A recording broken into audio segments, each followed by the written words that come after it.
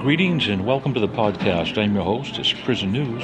Pennsylvania prison lockdown on 3 inmate stabbings. I'm doing something a little bit differently here, folks. I'm live in a coffee shop, so you can get a little taste of this. Just up the road a few blocks is a big correctional facility with the barbed wire, the concertina wire. And you can tell me if you think this coffee shop, there's a lot of inmate families around here. And many people think that they have a particular a discipline of their own. Does it sound any different, this coffee shop, than yours? It might be fun to do. While I'm doing this show live down here, people sometimes come up and say things like, hey, you're doing the Prison News podcast here, huh? And next thing you know is, my uncle, he's to, and then the conversation starts. We're going to try to hold that off.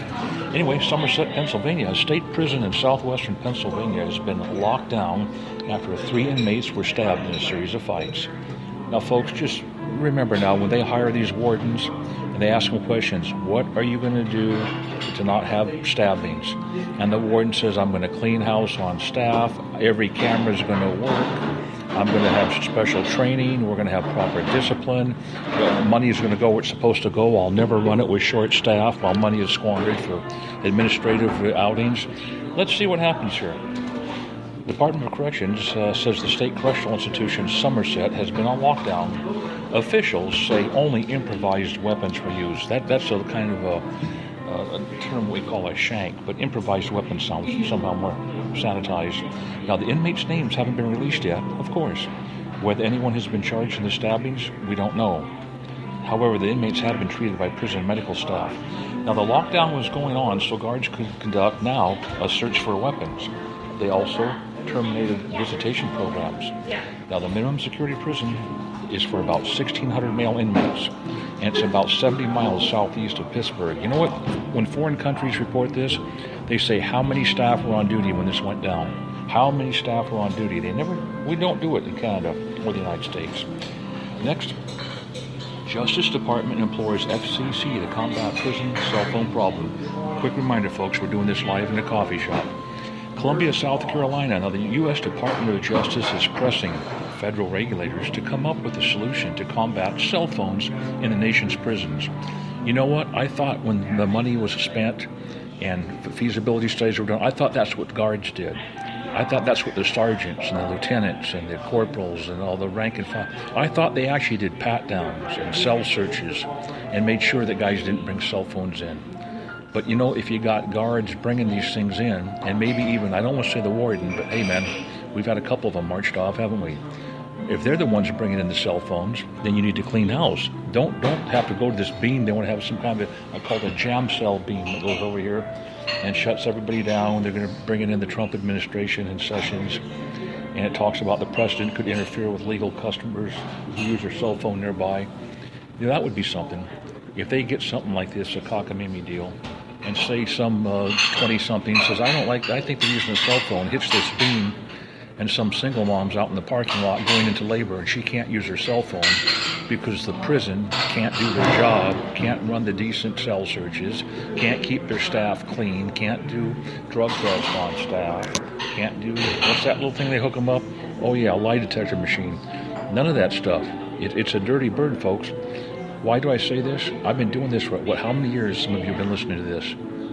It's the same thing over and over again. How many staff were on duty when this took place? Well, anyway. Here's one. This is a guy trading a mugshot for a headshot. This is Makey Alanti Lucky. He's a convicted felon who just signed with the St. Clair modeling agency after they saw his mugshot. Now, this guy looks just almost exactly like that guy. Remember Captain Phillips, when the Somali pirates tried to board his ship and they made a movie about it? He looks just like that guy. Oh, he's tough, all right. Yeah, he's had 5 different arrests 5 times, beat the stuff. He tried to assault a woman.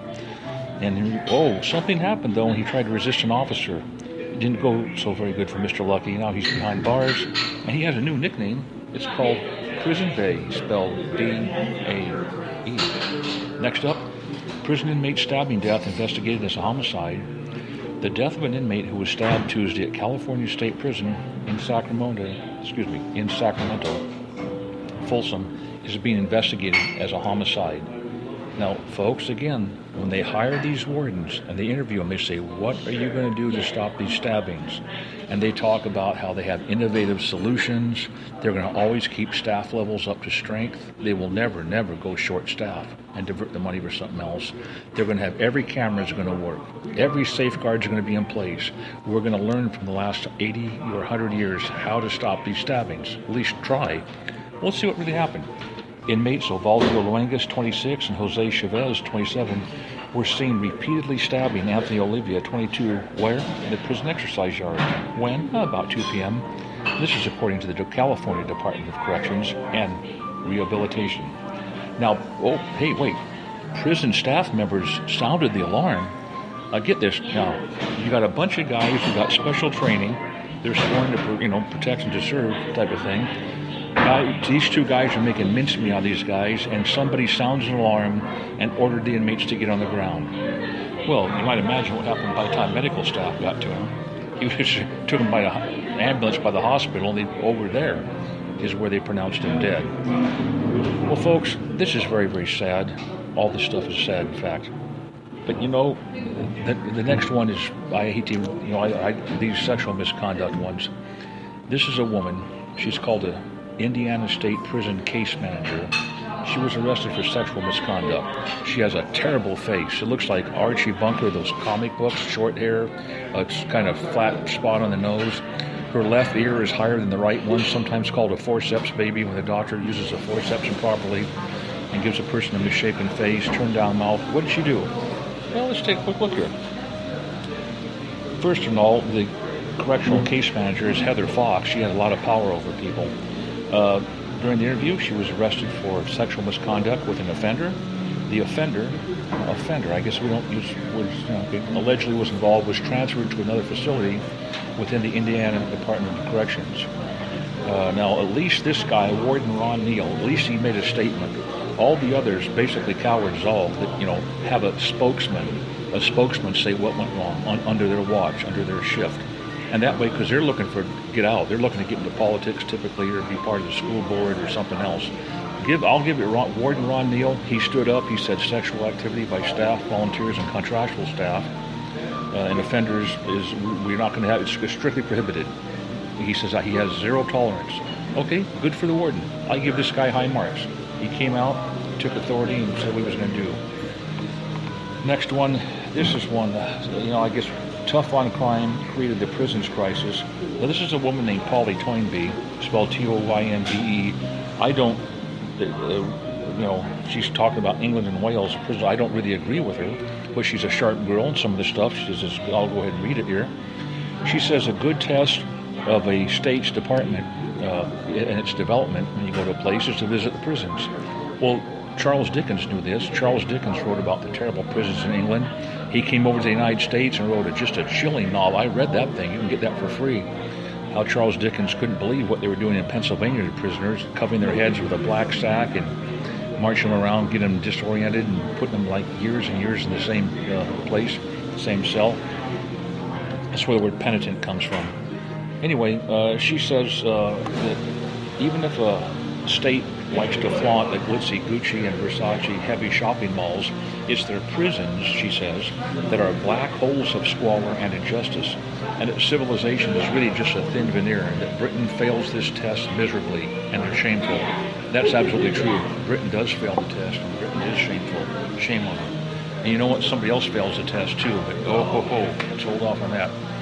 Now, they say that crime has picked up in the last 3 years because these guys gave a stem-winding sermon to the political guys there called the Prison Work speech. And this guy named Michael Howard, he gave this speech, and what happens, he got what they call a 3 strikes and you're outlaw. Isn't it funny how England and the United States all kind of do the same thing sometimes in the correctional thing? 3 strikes and you're out. How they all kind of, let's just say, involved during the Vietnam thing, both involved in the same thing. It's very interesting how you look at the interlinkage, the international linkage between correctional facilities, treatment programs. Anyway, she says that the prison conditions are going to improve. Now, lastly, folks, I'm going to have to leave this coffee shop. Some people don't like this. They don't like to hear the Prison News broadcast here at this coffee shop. A couple of people have come by and stood and listened. Hey, that's a prison news guy. Boy, it's very difficult for them to take it. One of the youngsters here has become escalated. I think is probably has somebody in the correctional facility just up the road. Hey, to give a note of authenticity, let me take a quick sip of this coffee. It is good. Now, Palestinian clown accused by Israel of membership in a banned leftist group. Now, just so you know, this little Israel that cries about things, God bless them, they're in the Bible and they're nice folks, I'm sure. But this kid was put 20 months in an Israeli prison and he wasn't charged with anything because he was a member of a banned leftist group. The guy's name was Mohammed Abu Shakra. He was released the day before the administration's detention was thinking about a controversial measure about Israel detaining suspects without a trial. Now, the procedure allows Israel to keep suspects in prison for very long stretches of time without needing to begin a legal procedure or even informing the people arrested why they're being held. Now, do you believe this is true? I mean, are you getting this kind of news elsewhere, that Israel can arrest people and put them in a rendition center, or maybe the United States could do that, or maybe Canada could do that? You don't tell the guy nothing, he just disappears off the face of the earth for 2 years for basically a political thought crime? What do you know? You tell me. Now, lastly, this is a nasty one. If you got kids here, get rid of them right now. This is the Post Chicago. Where else but Chicago? God, Hobart man with a history of sex abuse with animals seeks, quote, chemical castration instead of prison time. Now, a Hobart man with a history of sexually abusing animals, he asked a federal court to consider imposing, quote, chemical castration, unquote, as a condition of his release, according to court records. Michael Bassigiano, 46, has been a federal inmate housed in the Lake County Jail since he was arrested in January for allegedly violating his probation. And I don't want to go into what it was. You can imagine it's had to do with animals here. Bassiggio, they're going to credit him with the time served, and it's argued, his attorney argues, that his conduct was just motivated by not a sexual desire, and he sure didn't want to hurt the animals, says the attorney, but he did accidentally injure and even killed some of the animals during his sexual exploits with the animal, and that